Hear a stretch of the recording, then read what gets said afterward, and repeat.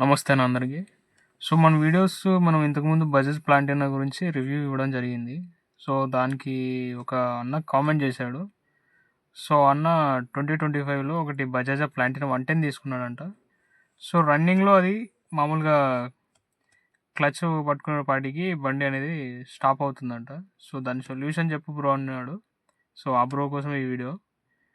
So, Bajaj Platina 125 అనేది 25లో తీసుకున్న vehicles అన్నీ BS6లో సెన్సార్తో కూడుకునే వెహికల్స్ ఉంటాయి బ్రో.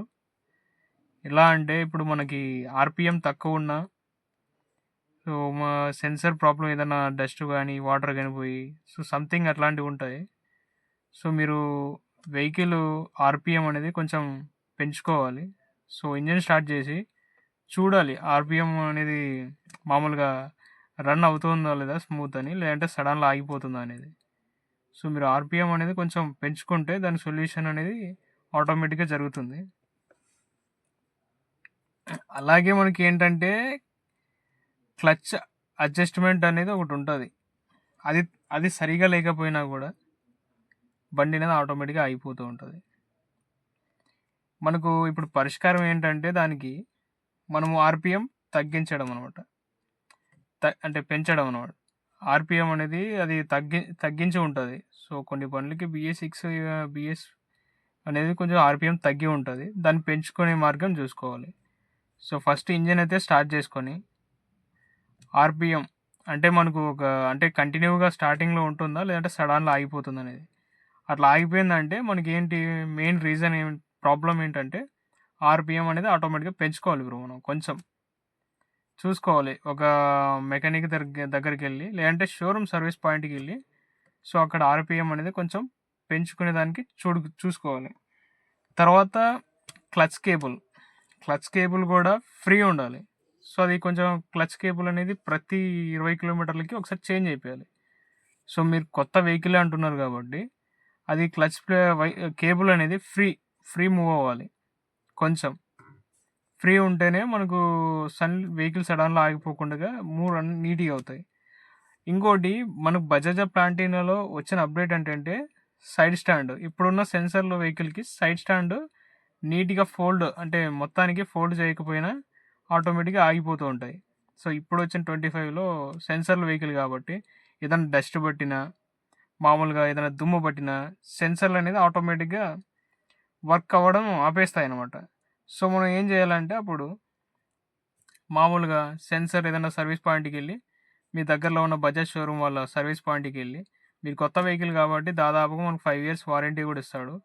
సో దానికి వెళ్ళి సర్వీస్ పాయింట్కి వెళ్ళి మనం ప్రతిదీ చెక్ చేయించుకొని చూసుకోవడం మంచిదనమాట. బయట మెకానిక్స్కి అంత ఐడియా ఉండదు. ఇప్పుడు అన్ని సెన్సర్ వెహికల్స్, సో వాళ్ళకి పెద్దగా ఐడియా ఉండదు. సో వాడు ఒకటి చెప్పమంటే ఇంకోటి చెప్పేస్తాడు.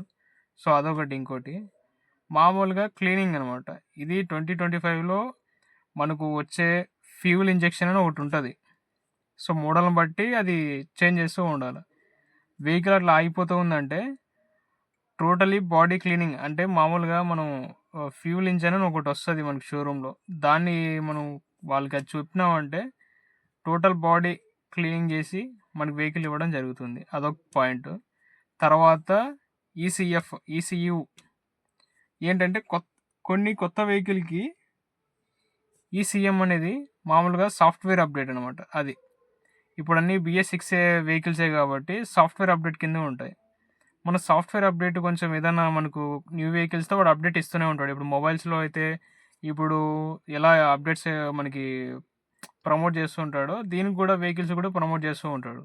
సో అప్పుడు ఏంటంటే ఆ వెహికల్ దానికి సంబంధించింది సర్వే మనం అప్డేట్ చేయకపోతే కూడా ఇలాంటి ఇష్యూ వచ్చే అవకాశం కూడా ఉన్నాయి.